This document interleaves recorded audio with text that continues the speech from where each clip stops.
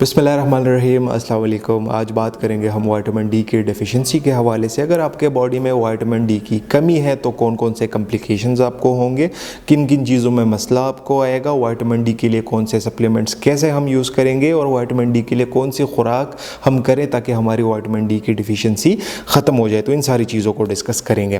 भाई सबसे पहली बात यह है कि अगर आपकी बॉडी में विटामिन डी की डिफिशिएंसी आती है तो आपको कौन कौन से कॉम्प्लिकेशंस का सामना करना पड़ सकता है। तो भाई सबसे फर्स्ट नंबर पे और सबसे मेजर जो चीज़ है वो ये है कि विटामिन डी जो है आपके बॉडी के अंदर कैल्शियम को एब्जॉर्ब करता है। अगर आपके बॉडी में कैल्शियम एब्जॉर्ब नहीं होगा तो आपके जो बोन्स होंगे वो वीकनेस की तरफ जाएंगे। बोन्स वीक होंगे तो बहुत सारे कॉम्प्लिकेशंस का सामना आपको करना पड़ सकता है।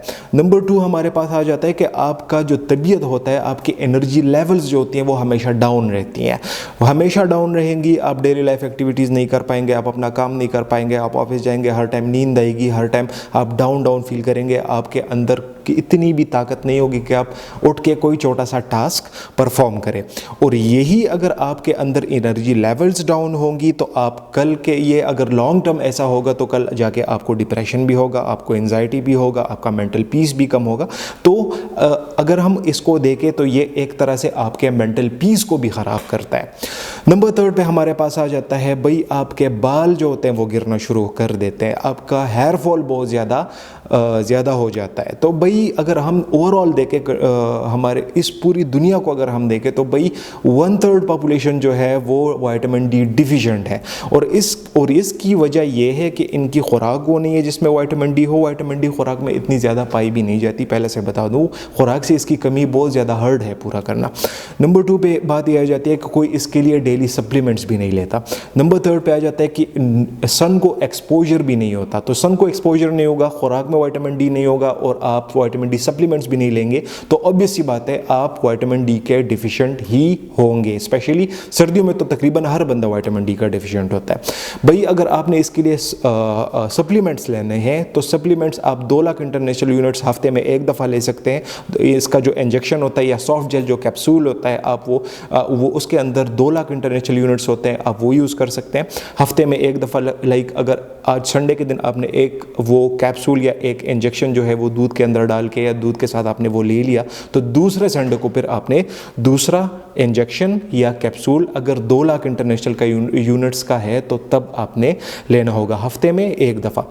इसके अलावा इसके सॉफ्ट जेल कैप्सूल के अंदर वो भी आते हैं 10,000 इंटरनेशनल यूनिट्स भी आते हैं, तो आप एक हफ्ते या 2 हफ्ते तक मुसलसल डेली वो भी ले सकते हैं। इसके अलावा आप सनलाइट में एक्सपोजर आपका बहुत ज़्यादा ज़रूरी है। सनलाइट के अंदर आप बैठें, सनलाइट के अंदर काम करें तो आपका विटामिन डी का काफ़ी हद तक जो अमाउंट होता है वो पूरा हो जाएगा। इसके अलावा आपके खुराक में ऐसी कौन सी चीज़ें हम शामिल करें कि उससे आपकी विटामिन डी डिफिशिएंसी में आपकी हेल्प हो।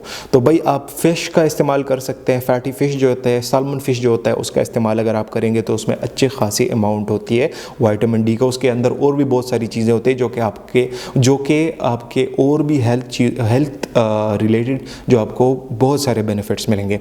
इसके अलावा आप ऑरेंज जूस का इस्तेमाल कर सकते हैं, रोज़ नाश्ते में आप ऑरेंज जूस का इस्तेमाल कर सकते हैं, उसमें विटामिन सी भी अच्छी होती है, आपका स्किन के लिए भी आप वो बहुत ज़्यादा एक अच्छी चीज़ है। उसके अलावा उसके अंदर विटामिन डी की अमाउंट भी पाई जाती है तो आपका विटामिन डी डिफिशिएंसी में वो भी बहुत ज़्यादा हेल्पफुल है।